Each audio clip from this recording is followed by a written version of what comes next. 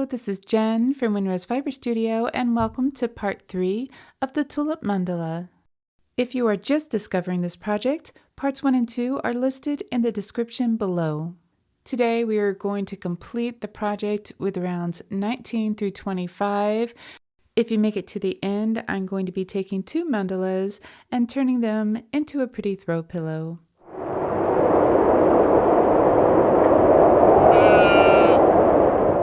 For this project, we're using 3 colors of a medium weight yarn, and we're labeling those colors A, B, and C. We're also using a 5mm crochet hook, a pair of scissors, a yarn needle, and a stitch marker comes in handy. Links for everything are in the description below, and if you're going to join me in making a throw pillow, you'll need a 13 to 14 inch pillow insert. So far we've done rounds 1 through 18, and today we're going to pick up our work with round 19. So hey, welcome back. If you're crocheting along with me, I'm so glad you're here. Round 19 starts off pretty simply. We're using color B and we're joining with a single crochet into any stitch from the previous round. Then we're going to skip 1 stitch and work 3 single crochets in the next stitch. And then we're going to skip a stitch. So this is our repeat for round 19. We're going to single crochet in the next stitch, skip a stitch, 3 single crochets in the next stitch, skip a stitch, and you're just going to continue this pattern all the way around, and we're going to finish off with one of our invisible finish offs. If you are crocheting your own tulip mandala, I would love to hear how it's going. What yarn did you choose? What colorway? All the good stuff. Also, always know that you can ask me questions in the comments below. This is a pretty involved pattern, although by part 3, we're back to kind of our verse and refrain, so this is all going to be very familiar in this part. Here we are at the end of round 19, and I'm going to snip the yarn. You just pull on the hook to pull the yarn through that final stitch and then thread your yarn. You're always going to skip the first stitch and then go under both loops of the next stitch or the second stitch of the round, then back to the last stitch going down through the top between those top 2 threads, and also pick up that thread that's just behind the back thread to really anchor the yarn. I'm also really curious to know if you've chosen to do these finish offs with me or if you're just carrying your yarn throughout the whole project. This round will likely have a little curl to the edge. I've gone around and given the edge a little tug to loosen up those stitches, but a little curl is perfectly fine. And now we're ready to jump into round 20. This is a tulip round, so with color C, we're going to join with a slip stitch to any single crochet that's not part of a group of 3 single crochets. In the last round, we did 1, skip a stitch, 3, skip a stitch. So we're going to go into one of those single crochets with a slip stitch. Then we'll chain 2, and then we're going to double crochet 2 together in the same stitch. Chain 1, and then going back into that same stitch, we're going to double crochet 3 together.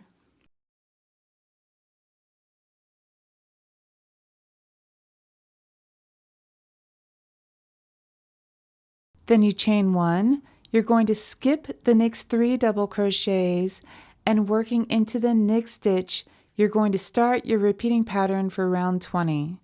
You're going to work a double crochet 3 together, chain 1, double crochet 3 together, all in that next stitch.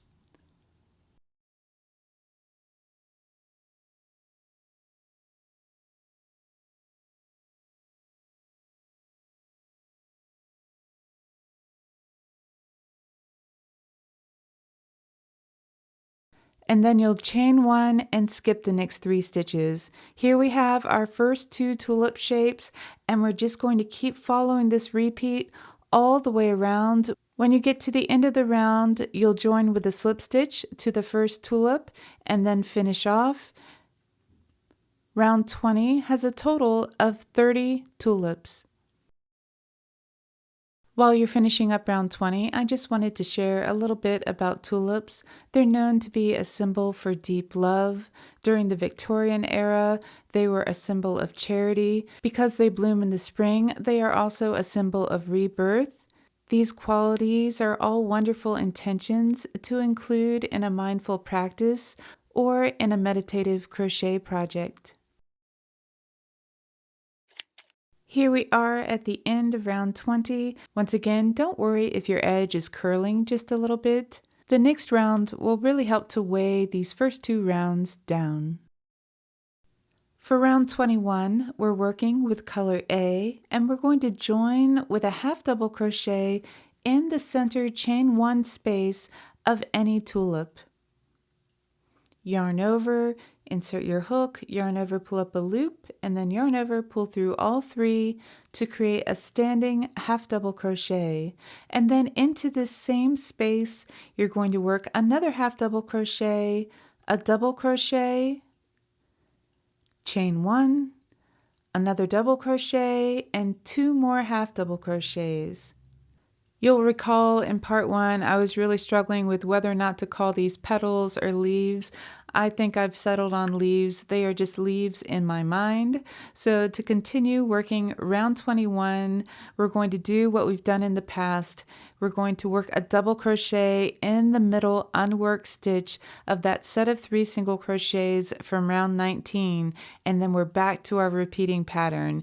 You're going to work 2 half double crochets, a double crochet, chain 1, a double crochet, and 2 half double crochets in the center chain 1 space of the next tulip, and then you'll double crochet in the center stitch of the next 3 single crochets from round 19. So you're going to work this repeating pattern, our leaf round, all the way around, and then complete this round with an invisible finish off.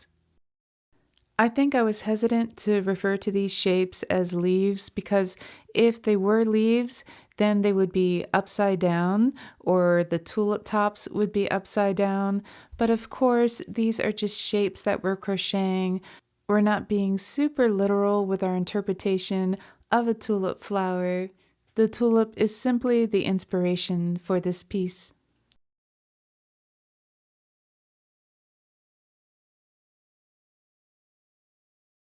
And as round 21 comes to a close, we have nothing left to do but our invisible finish off. I'm speeding this up because by now you are a finishing off professional.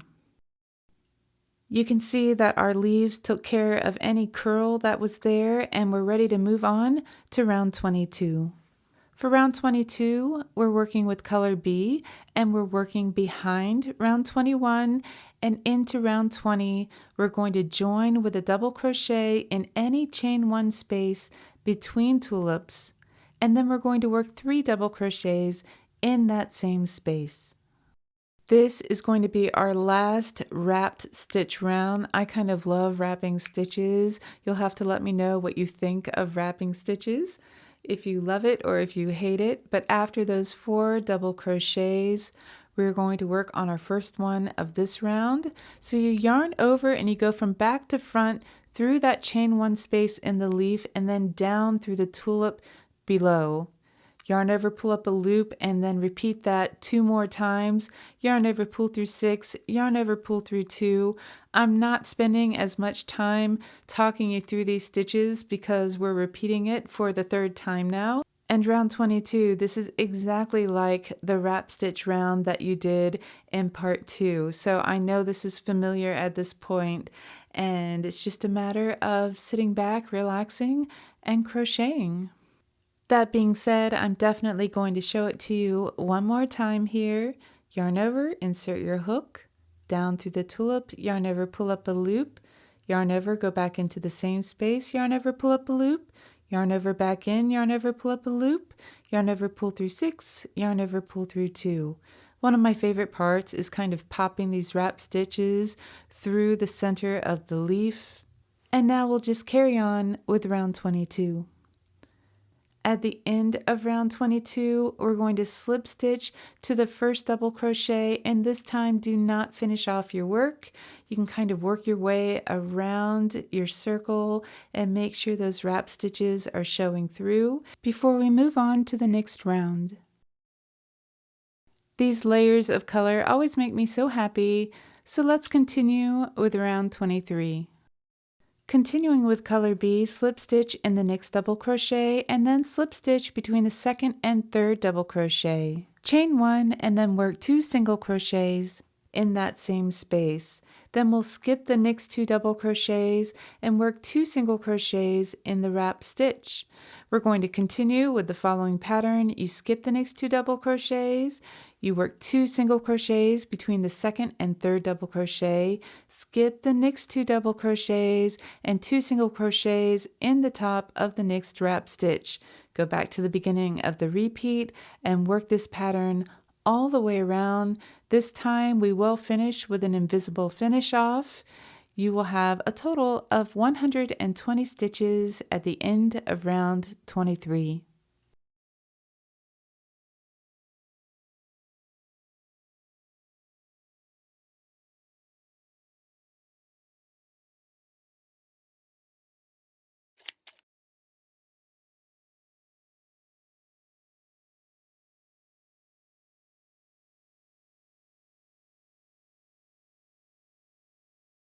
This is definitely one of my favorite visual effects of the Tulip Mandala, and now we can attach these layers with round 24.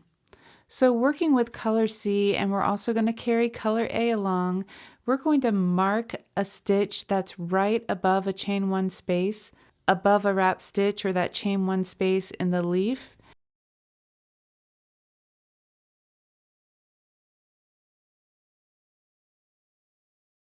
And then we're going to count 3 stitches to the right. We're going to join with a single crochet in that third stitch to the right, and then single crochet in the same stitch. Then you'll single crochet in the next stitch, single crochet in the next stitch, single crochet in the same stitch, changing to color A,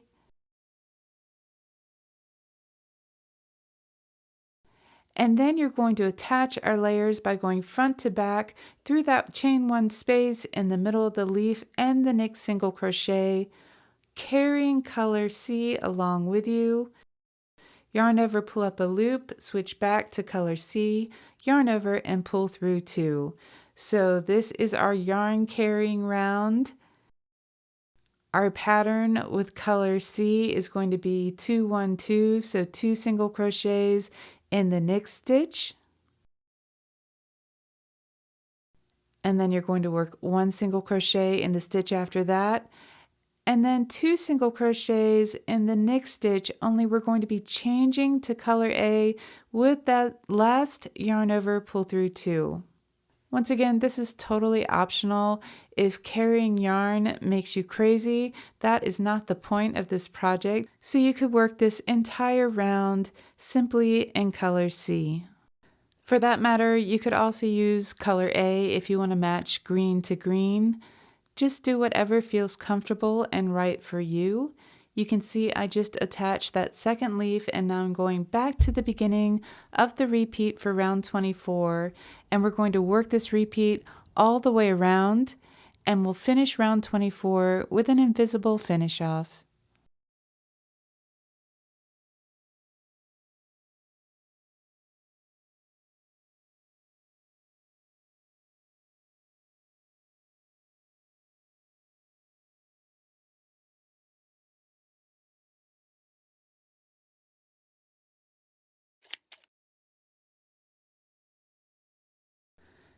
You definitely have to be a little more focused when you're working with 2 colors, but the results are so satisfying.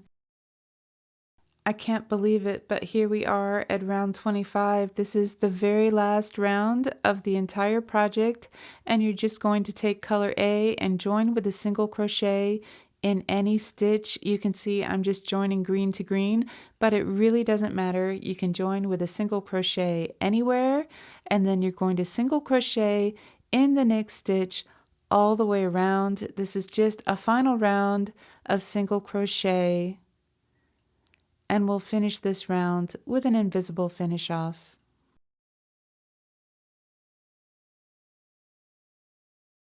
Our piece has grown so much, it's quite a journey working your way all the way around.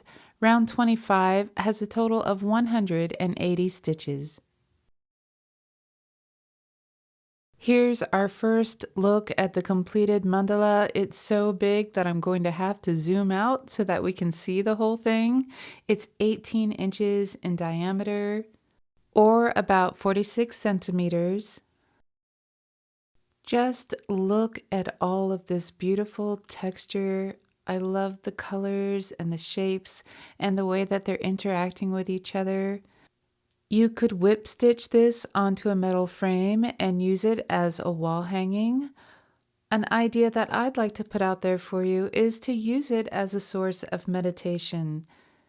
When you're sitting quietly, tracing your fingers around all of these shapes and feeling all of this texture, it's a bit like having a Zen garden at your fingertips. I promised that I would show you how to make a pillow, and that's exactly what we're about to do.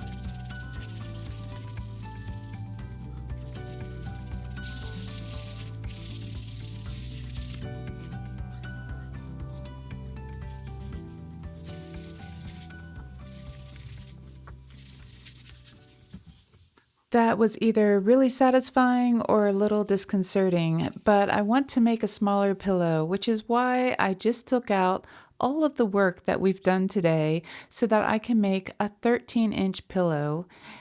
I have 2 tulip mandalas here that are made from round 1 through round 18. So I'm going to be joining these two together with the wrong sides facing each other and the right sides facing out. We're just going to be working around the outside edges, so I'm going to join these 2 mandalas together with a single crochet. Then we'll continue by working a single crochet in the next corresponding stitches of each side of the mandala all the way around.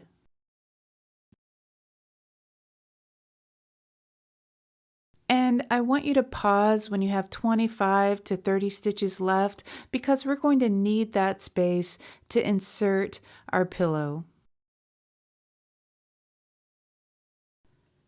So I'm just going to get back to working my single crochets all the way around, and I'll meet you when it's time to stuff our pillow. Here I am with 27 stitches left on either side, and I'm going to go ahead and add my pillow insert. And I'm just taking a little time to make sure all of the edges are lining up, and I'm happy with how everything's looking.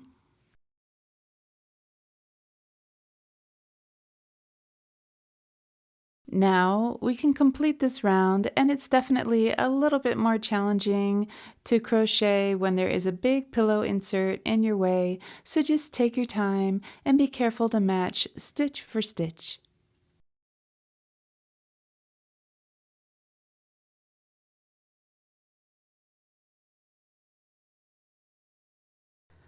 Once you complete that last single crochet, you could join with an invisible finish off and just call your pillow done. This is one option for completing this project, and it'll look perfectly cute just with a round of single crochet joining these 2 sides together. You know, there are lots of ways to join shapes, so if you're someone who's done a lot of work assembling granny squares, kind of any way that you like to join 2 sides of a shape is really fine to use to finish off this pillow project. But I wanted to show you a couple other options. So for option 2, we're going to chain 1 and turn, and then beginning in that same stitch and in each stitch around, we're going to work a reverse single crochet. This is sometimes referred to as a crab stitch. So the first 2 stitches of the reverse single crochet I think are the most awkward because you are going in the opposite direction that you're used to going. And it's also really tight to insert that hook from front to back through the stitch just to the right of the stitch you just made. The other thing that you need to watch for when doing a reverse single crochet is it's a little bit easy to have the loop on your hook slip off. So you insert your hook, yarn over, pull up a loop, yarn over, pull through two, but you can see at the end my hook is doing a little clockwise twist, and that just helps to hold those loops on my hook, and it also helps to form the shape of the cording, because reverse single crochet really gives that effect of a corded edge. I really like this idea as a finishing for this project because our pillow already has color and texture, so I think a simple edging is a really nice choice. So if you like this look, just slip stitch to the first stitch once you work your way all the way around, and then finish off weaving in those loose ends. I like the way the corded edge stands up and looks very similar from the front side or the back side. And I just think this is a nice finishing technique. I know we could just call it a day, but I wanted to show you one more option. So option 3 is a pom-pom border. To work this border, you're going to chain 1 and turn just like we did in option 2. And now we're going to slip stitch in the same stitch. Our next step is to chain 2. I'm kind of holding on to the back loop of the first of these 2 chains because it makes it a little bit easier to work into, and our very next step is to double crochet 5 together in the second chain from the hook. To double crochet 5 together, you're going to yarn over, insert your hook into that stitch, yarn over, pull up a loop, yarn over, pull through 2, 5 times, and then there'll be 6 loops on your hook. You'll yarn over and pull through all 6 of those loops. So this should feel familiar because we were doing double crochet 2 and 3 together throughout this project. We're just adding a couple more stitches. You can see now I've got 6 loops on my hook. I'm yarning over, pulling through all 6, and then we chain 1, and we're going to work a slip stitch in that same stitch. Next, we're going to slip stitch in each of the next 6 single crochets around the pillow. I guess I should explain the change in backgrounds. I really needed a little more distance from my camera, so I am sitting cross-legged on the floor, and I just happen to be wearing a royal blue circle skirt. So this is just me sitting on the floor crocheting with you. I am just finishing up my slip stitches here, and then we can have a look at our first pom-pom. I like it because it is a bit of a callback to those cluster rounds. Our very first round in this whole project was a cluster, so I think it's kind of fun to have a callback to that. Let me show you this stitch one more time. So here's our repeating pattern. You're going to chain 2, into the second chain from the hook, you're going to work a double crochet 5 together. Yarn over, insert your hook, yarn over, pull up a loop, yarn over, pull through 2. Repeat this 4 more times.